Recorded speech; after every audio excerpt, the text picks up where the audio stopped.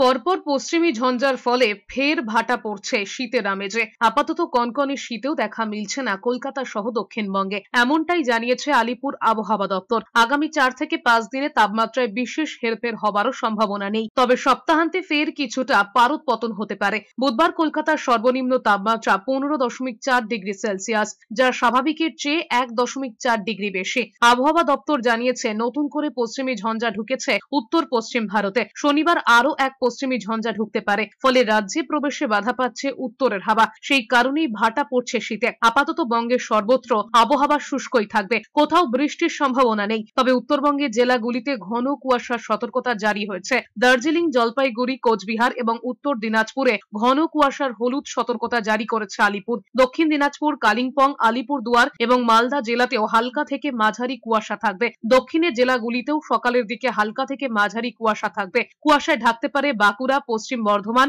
বীরভূম এবং মুর্শিদাবাদ জেলা।